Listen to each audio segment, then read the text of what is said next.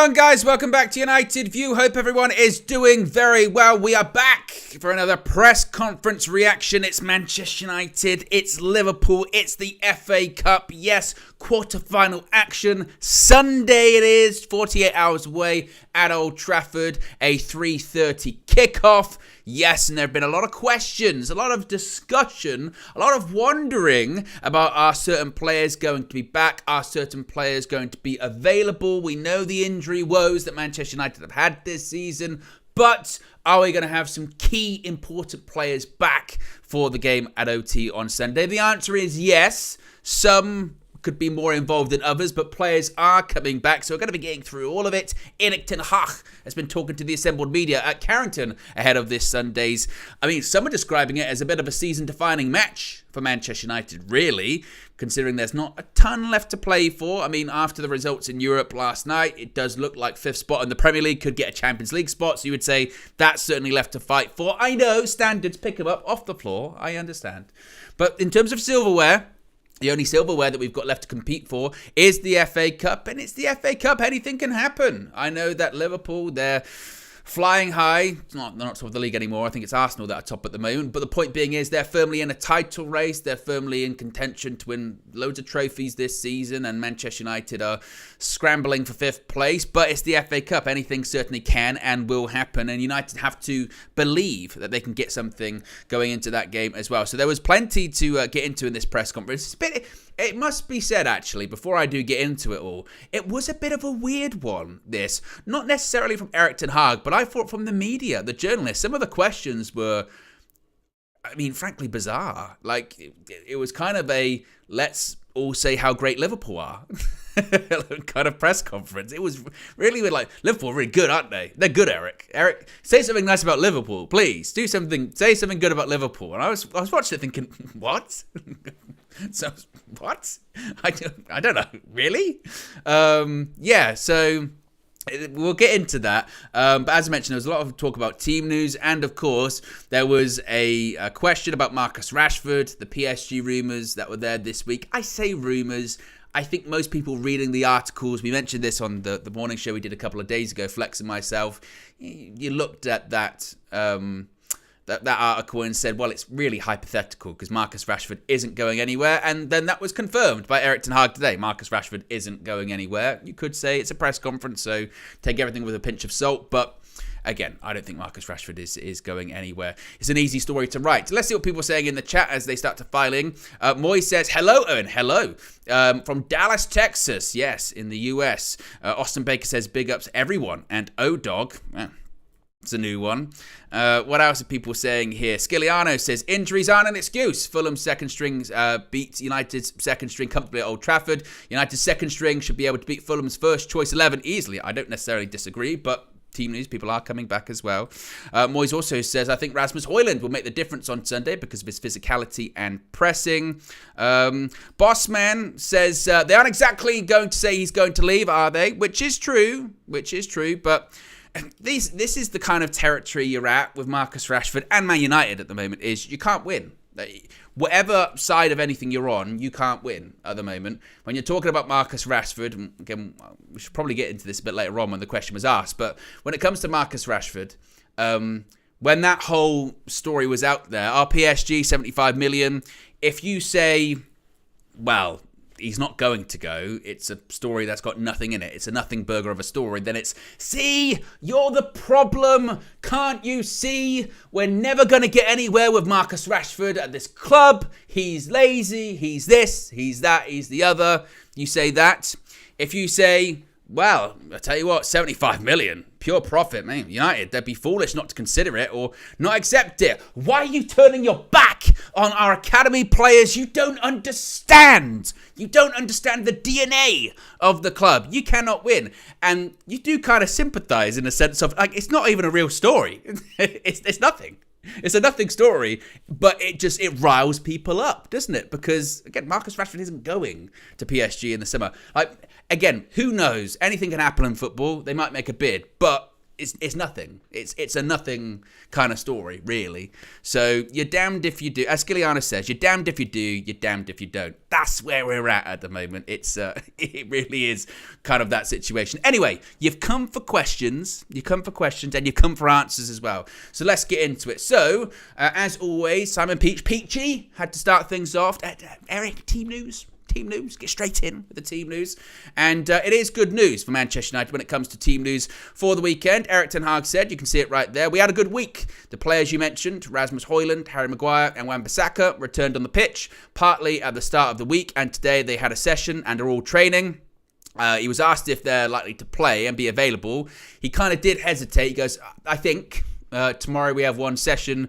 We have to see how they recover from this, but it looks good. So that's obviously Maguire, that's Højlund, that's Wan-Bissaka. In terms of some other people as well, he was asked if there are other people coming back too.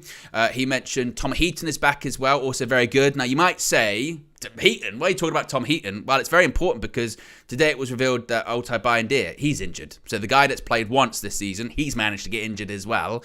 He's got a calf strain, I think, so he's not available. So we're going to need Tom Heaton on the bench. So Tom Heaton's going to be in the squad on Sunday. He continues by saying Mason Mount trained all week with us. He had some full sessions with us, so it's looking good.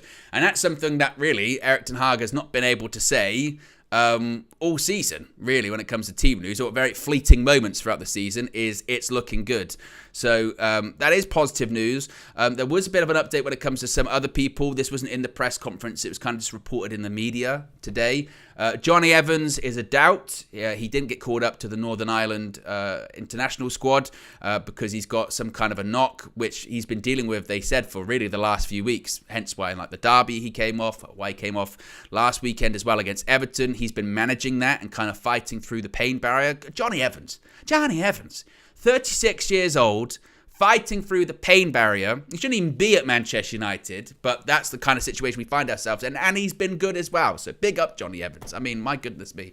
But he's 50-50 for the weekend. Lisandro Martinez, of course, we know that he did get called up to the Argentina international squad. He's not going to play any of the games for Argentina over the break, but what United have agreed with Argentina is that it probably would be best for him to up his training level and take part in training sessions with a full squad, with sort of full physicality, because at Carrington, whilst they could monitor it more closely, there's not going to be anyone there. That's what United said. So they've kind of agreed with Argentina that he's going to step up his recovery. The hope is he'll be back for the game against Brentford after the international break. So he's going to be back in a few weeks' time. But it's certainly, in terms of that team news, it is important because we have been, particularly defensively, so threadbare with our back four in certain positions. Of course, we know left fullback has just been a disaster of a season.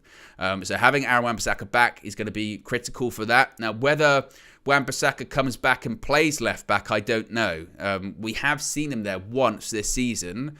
I still prefer Dalot going to left back, Wan-Bissaka going to right back. I know it's kind of difficult on Dalot because he's been so consistent at right back, and maybe Ten Hag doesn't want to shake it up too much. But I think most likely it means Wan-Bissaka goes to right back, Dalot goes to left back. So, I mean, can you believe it? We're going to go into a game with two fit fullbacks. They're not technically the right position fullbacks in terms of a left back and a right back, but still, two fullbacks being available. Oh, what a luxury Erik ten Hag finds himself. Centre back wise, you would think if Maguire's ready to go, he'll probably play, considering Johnny Evans kind of being 50-50 or really ruled out. And I do think if Johnny Evans was available, I think it would be Evans and Varane, because they've done well recently. And I do like them as a pair, even though, like, again, age. But still, I think that I like them as a pair. But I do think most likely it will be Varane and Maguire, or it still could be Varane and Lindelof if Maguire's a bit touch and go. Maybe Ten Hag won't want to risk bringing two people that have been out with injury back into a defence against a side like Liverpool. That's very intense. So that's the news defensively. And then, of course, up front, Rasmus Højlund being back, of course. How important is that? I mean, the guy was in just magnificent form, wasn't he, before he got injured? And that was because so much has happened. I mentioned this the other day. Because so much has happened since Højlund got injured, and it's only been 3 weeks, it just goes to show just how much can happen in 3 weeks in the world of Man United. But because so much has happened during that period of time, you kind of do forget what form he was in. And he was setting records in the Premier League for someone of his age, which is incredible. And still at the time, and this is what it's like with Man United. I think sometimes when good things start to happen, and I know they're so rare at United nowadays, but when good things start to happen, you really do start to see the media or people start to show their colours, don't they? Because Rasmus Højlund is setting records, right? He set records of being the youngest player to score in 6 consecutive games, was it, in the Premier League. That is a record, right? At his age, of course, the youngest player to do it at Manchester United as well, obviously, but youngest player to do it in the Premier League. And people are still trying to sort of gaslight you and saying, nah, he's rubbish though. He's rubbish. They're not even the really kind of good goals. Or they're not, what's he doing, putting the ball in the back of the net? Like, he's a striker. Like, it's so bizarre. It really, really is bizarre. So he's going to be so important. And sometimes you really do notice someone's importance when they're not there, in their absence. And we have seen how much we've struggled in the last few weeks, not having that, as KG would call it, a focal point through the middle. So that's going to be really important for us as well. So the hope is just that the injury and the absence hasn't affected his form that much. That's really the hope. But certainly good news with that. As far as those other 2 bits of news, Heaton, of course, he'll be on the bench. Bayern Dier, as I mentioned, is injured. And then Mason Mount, I mean, initially, last week, it was he'd be ready for after the international break. If he's had a full week of training and he's okay, maybe he sort of squeaks in to the bench. Maybe he squeaks onto the bench, perhaps. But he's been out for so long. That's the problem, isn't it? He's been out for so long.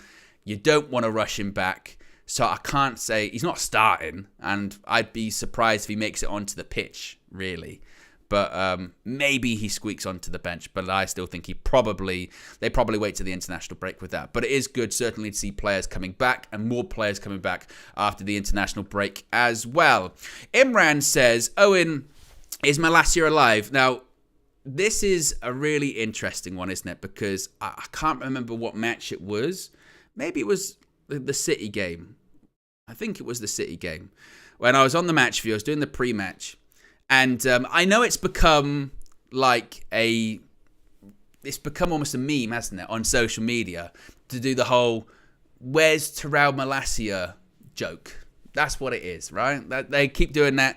And of course, social media being social media, you get the conspiracies. And maybe the conspiracies are fueled by sort of just the sheer absence of information at points about Malacia. And I can understand that. But so it's so out of control, isn't it? Because Terrell Malacia wasn't pictured leaving a restaurant with the Man United players, then he definitely wasn't there. And he's definitely absent. And he's definitely in witness protection program. And something really more nefarious is going on. And then very quickly, a reporter comes out and goes, no, he was there. He just wasn't pictured. Oh.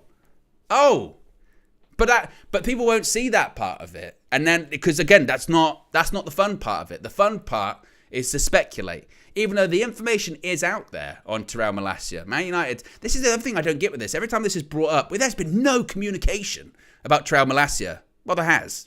There has been information put out there about Terrell Malacia a couple of times with Man United. He came back to pre-season. He had a knee injury. They assessed it. They went, he's going to need surgery. He had surgery. Then it was a case of the surgery was botched. It was bad. He had to have another surgery. And his recovery from those 2 surgeries, the botched one and the subsequent one, meant it took him a while to come back. And it's taken him a while to come back. He might never come back as the same player.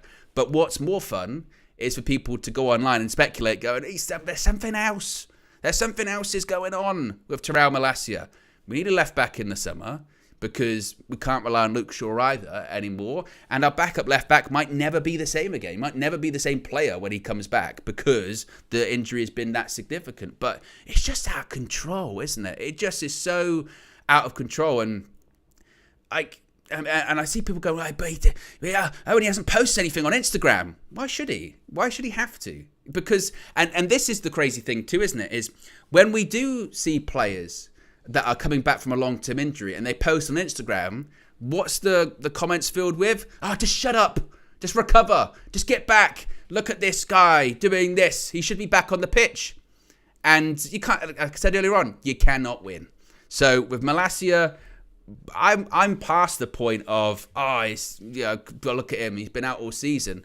I'm of the mindset now of just get back and be healthy, because it's been just a clear terror. It's just been a complete disaster for him, and he's a young guy. So that's kind of my thoughts on it. We need a left back in the summer. We probably need two, really.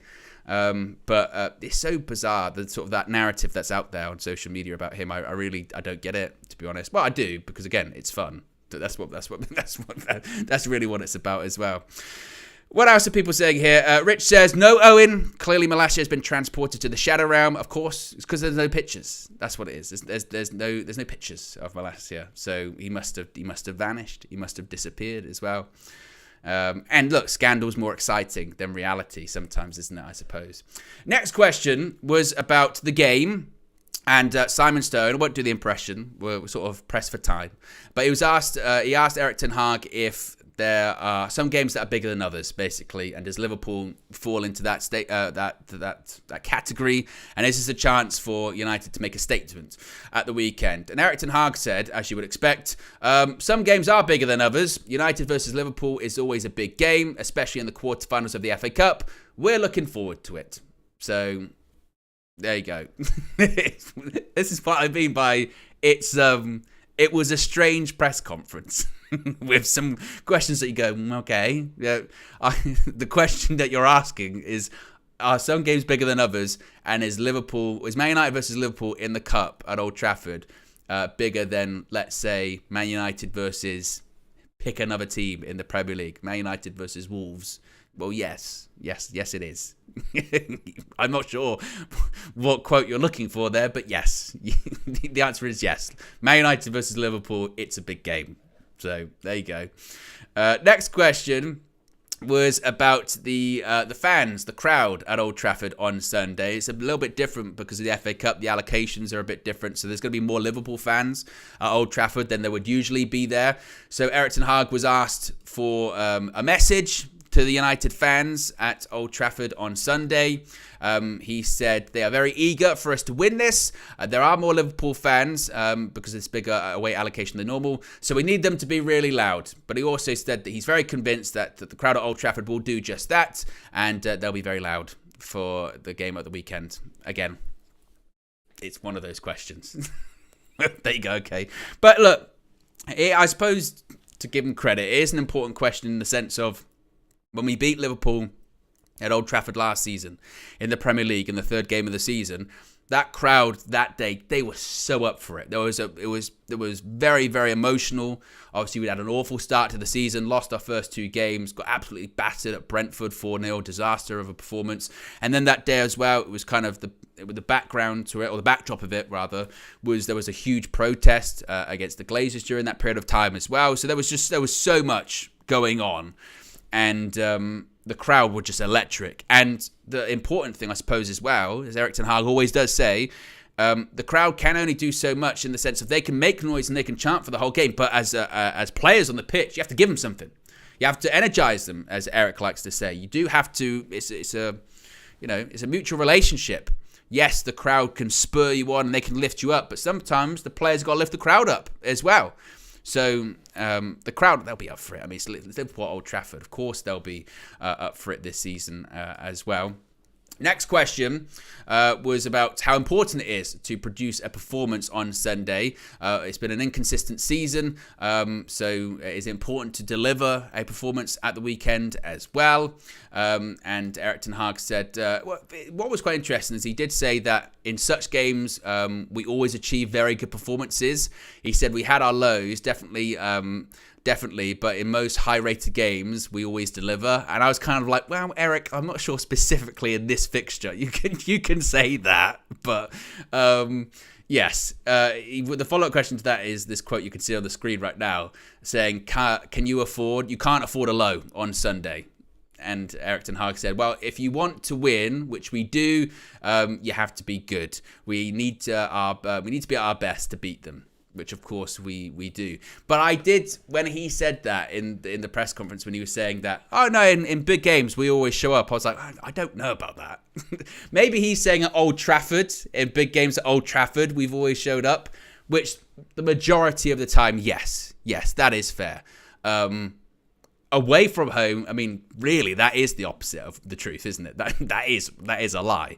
In the big games away from home under Erik ten Hag, absolutely not. Have we shut up? I mean, again, it's one of the most infamous results in recent Manchester United history. This fixture away from home, 7-0.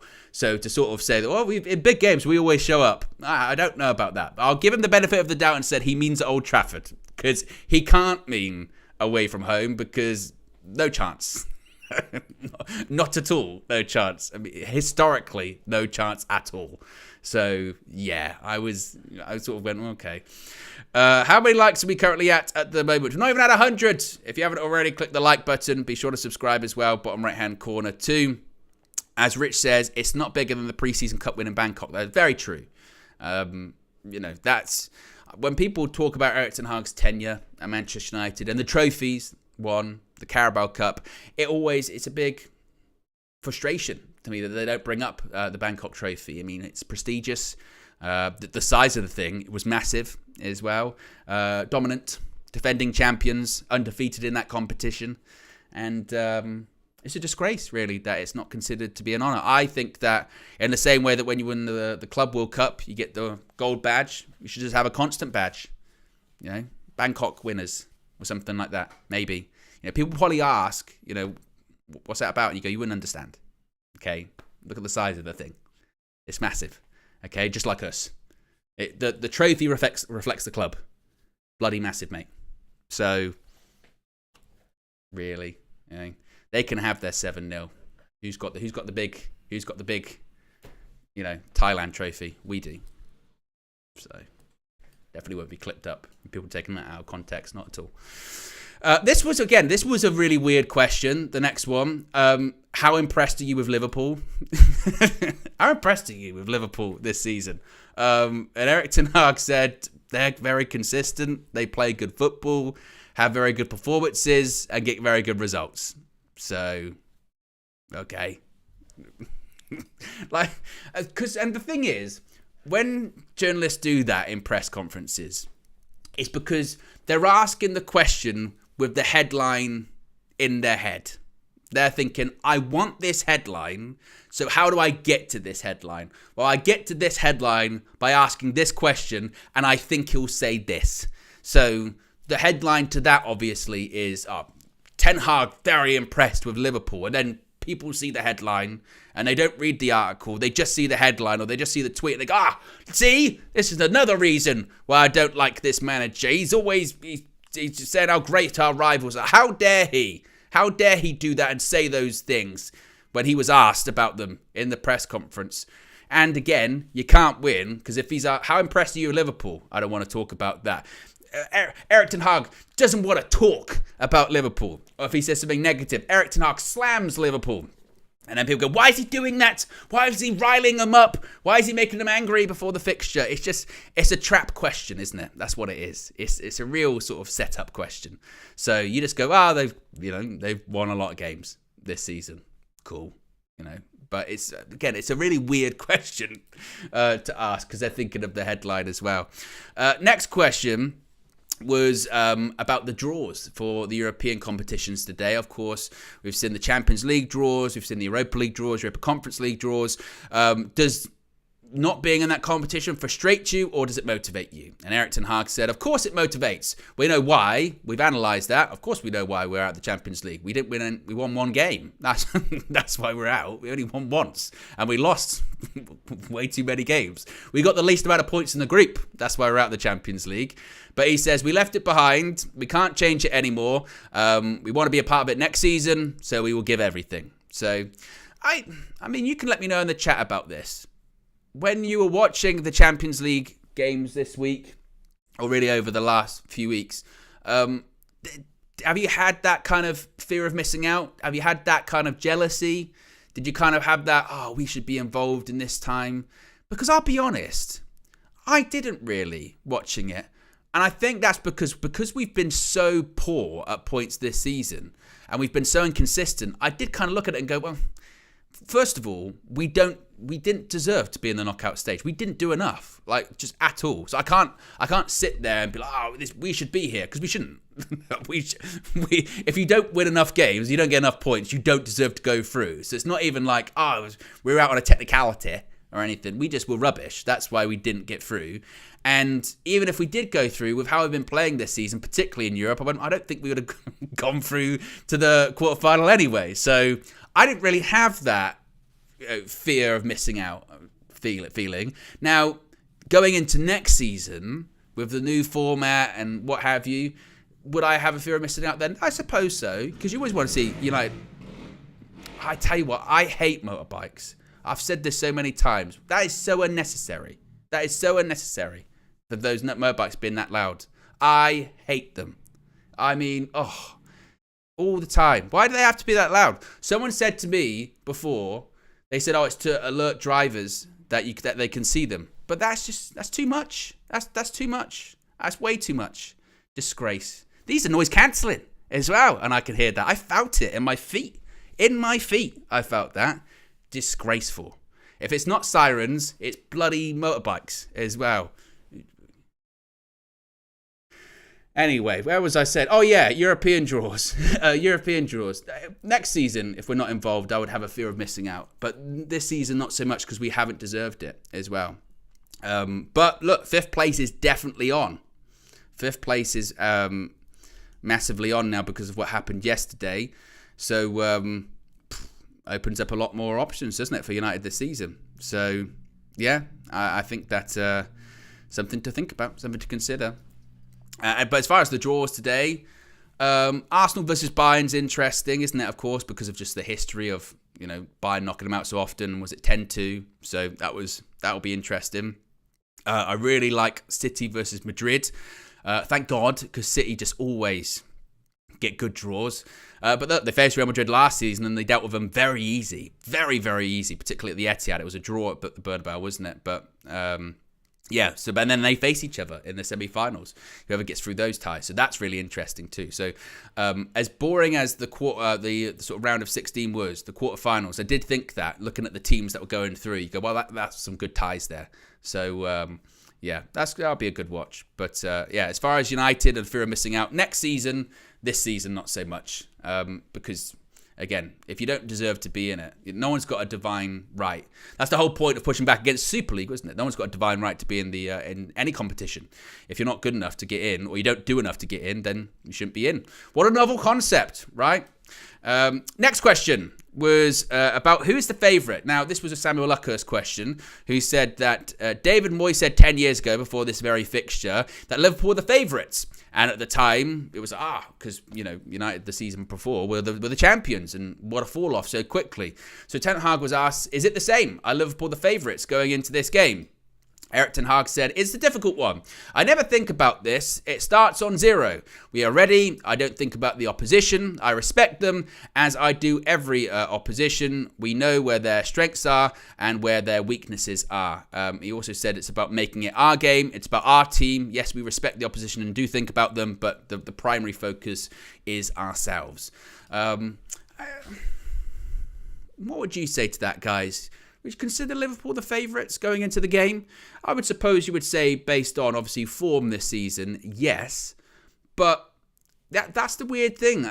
I've mentioned this quite often recently, that the FA Cup is different. The FA Cup it's strange. Cup competitions, form, it's such a cliche, and I hate talking cliches, but form does go out the window. It does. Now, in terms of like the bookies and the odds and all that, are Liverpool the favourite in that sense? Yes. I mean, they're the better team this season, but I don't think it's not as cut and dry as like the Premier League. If it was, and I know that sounds so weird to say. Oh, if it was in the Premier League, yes, but in the FA Cup, no. But that just historically, that's how these kind of cup competitions work. Is that those forms do go out the window. That's the whole point. They call it the magic of the cup, don't they? With these underdog teams beating bigger teams. And that's not really, doesn't apply to this situation, but they are one-offs. So I suppose they're favourites in terms of recent form. But in terms of, again, it being the cup, anything can happen. anything can absolutely happen, I think. So, and also just, I suppose, just a tip. Like, don't do what David Moyes did in that press conference and say your biggest rivals are absolutely the favourites going into the game, one of the biggest games of the season. Just kind of sort of dance around it. Or like Erik ten Hag said, well, we only focus on ourselves. We don't think about that. That's kind of the way to answer that question.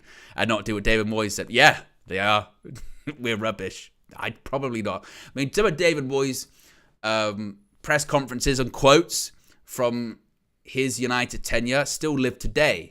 I mean, Samuel Lucas brought up that one. I mean, probably the most famous one, isn't it? Saying we need to improve on, what was it, like defensively, passing, scoring goals. He just kind of went through everything that happens in a match and what it takes to win a match. And he just kept going through going, we need to improve on scoring goals, passing, crossing, defending, goalkeeping, throw-ins, corners. I mean, he couldn't have... Anything you can think of in a game, he said. And it was, that's everything then, isn't it? Defending, passing, shooting. Thank you, Court Star. Yeah, that's what we need to improve on. I was like, oh, well, not a lot then. I suppose just fine margins, I suppose. Everything we need to improve upon. Yeah. We've got over 400 people watching. Still less than 100 likes. So if you haven't already, click the like button. Be sure to subscribe as well, bottom right-hand corner. Big weekend for Man United and a lot of content coming on UV as well. Later on today, of course, 6 p.m. We'll be back with the Trinity. Episode 7, I think it's episode 7, Flex, KG and myself. Tomorrow there's going to be a preview, Flex with AGT, who I'm sure won't be smug at all. He never is in these kind of previews. So that'll be a good watch. And then, of course, Sunday, full match day experience, so be sure to join us then as well. Next question was saying it's been a difficult season for United, but could a victory on Sunday, could it be a catalyst to push on for the last 10 games of the season? It does really feel, doesn't it, with this international break coming up and then whether it's the title race or the race for the top 5, that this sort of block of 10 games remaining is just so important to everyone, isn't it? And Erik ten Hag, when he was talking about it possibly being a catalyst, the game on Sunday, he said, on Sunday, we have another good opportunity to get the momentum. I think the players, the team have shown lately since January onwards, we have had a lot of good games with a lot of wins. We feel the momentum. I think they have that belief, good confidence and good spirit. He also did say, to his credit, that we have had opportunities to create momentum and get a turnaround this season, and we've never taken those opportunities. He said we missed opportunities, but he was pretty insistent on his belief that from training this week, he believes that the players do believe that they can do it and they can turn things around and they can use Sunday's game as a bit of a catalyst. I think that when it comes to the league and qualifying for the Champions League, I think it can't, I don't think, be stressed enough just how important last night was, because you talk to most fans. I mean, Flex mentioned it several times, hasn't he, on shows recently, that top 4 just feels off. That game against Fulham was really sort of a real damaging blow for a lot of people, wasn't it? Of going, man, okay, if it was like top 4 is off. Now that it's, 5th place could mean something, there is this kind of renewed, I want to say optimism, but this renewed feeling of, oh, okay, maybe, right? Maybe we can get something out of this season. And of course, if we were to get a win on Sunday, then it would feel like a turning point, wouldn't it? It really would. Now, you could say that's just being deluded because there's not a lot of reason to go into the game Sunday feeling that optimistic, and I get that because performances haven't been great and nor have results, and it's not, our home form isn't as impervious like it was last season. Last season it was, if you play us at home, we'll probably win, but we most likely won't lose. We only lost to Brighton. We beat every big team at home. This year, not so much. I mean, as recently as playing Fulham, we lost at home. So that kind of air of inevitability of Old Trafford has kind of gone this season. But if we were to pick up that win Sunday, of course, it'd be a massive result. It can't be stressed enough. The goalpost would get shifted, of course, because if we do beat Liverpool, it'll be a case of, it's FA Cup, they're focusing on the league, so you can't win in that situation. But if there was ever a time to get a run of games and a run of wins together, it would be now. Because a season that had a real distinct feeling over the last couple of weeks of petering out and just there being nothing, top 4 being off, probably going to go out of the cup, to have an opportunity to actually still get something out of it, it kind of feels strange to almost be in that situation, given some of the performances this season. But at the same time, it does feel like it's on something of a knife edge, doesn't it? Because I think that people are looking at it as well, in fairness, saying, oh, if we lose convincingly as well at the weekend, then they'll be like, we got nothing. We got nothing left to go for, basically. We're out of the cup. And because of how damaging the result could be, it could mean that there's just no momentum going towards the end of the season. And even that 5th spot very quickly goes out of reach. So there's a lot riding on this game. Not just obviously staying in the competition, but it does feel like to set ourselves up for the remaining 10 games in the Premier League, there is a lot hanging on this one. So, it's going to be big. Going to be absolutely big. What are people saying in the chat here at the moment? V Cobra says, I'm slightly worried about the fan base. I think the time to be worried was a long time ago, unfortunately. Skiliana says, season hanging on one game. It does kind of, and I know we've said that so many times this season as well, but it does kind of feel like that as well, doesn't it? Yes. Next question was an interesting one as well, saying, talking about the approach to certain games. Eric Ten Hag was asked, some fans weren't happy with the approach that Manchester United took in the Manchester derby. And he was basically asked, do fans have to be a bit more realistic here? Do they have to be more realistic that as of right now, really considering the injuries and circumstances this season, do we need to realise as fans that we can't go toe-to-toe with certain big teams and we're going to have to adapt in those kind of games? And he said, it was also the game. He said, when you score first, opposition will take more risks. He said, we know we're very good when there's space at the back of the defending line. Against City, he insists it was small margins. He said we should have got a second goal, saying we had chances. He said it was really small. He said we could have won this game, so that will be our intention for Sunday. Be brave and go forward when possible. Space in the back of the defending line. Get to that point, and it demands a good strategy. Now, there's parts of this I agree with. There's parts of it I disagree with. What I disagree with is saying that the City game was kind of fine margins, because City, it felt inevitable that City were going to win that game, even going after 1-0 up. I do agree with him in the sense of we did have more chances than I think you kind of remember. Rashford, after he scored, had a couple of opportunities that were much more easier to make something out of than the goal that he scored. And we did have those opportunities to sort of break away, and we didn't take them. But to say that we lost against City because of fine margins, I kind of push back on that one, to be honest with you. City dominated that game, and they deserved to win that game. But what I do agree with, actually, the question that was asked is something I've spoken about a lot, is that I do think fans have to be realistic. And I got it, but I think it's kind of naive, was we all spoke going into that City game, we're going to lose. To get anything out of the game, we've got to sit behind the ball, play on the counter-attack, hope we get a bit of luck and they don't play that well. But benchmark, minimum, we've just got to hope that the lads show some fight and they show some desire. And they did. They did for, 80 minutes, 85 minutes they did. The Amrabat goal was a real kick in the teeth because it was just sloppy, it was poor. That's stuff to be angry about. But I didn't get that was the benchmark we were setting going into the game. And then when we hit that benchmark, people were still angry after the game, going, I can't believe we had this little possession, or I can't believe we had this little shots. I mean, that was always going to happen. We knew that was going to be the case. They could be angry about the wider picture, saying we've got to get to a point where we can go toe-to-toe with City. And you watched Liverpool last weekend at Anfield, that we can go, it's like a basketball, it's end-to-end, and it's a great game. That's something to raise. That's a point to raise.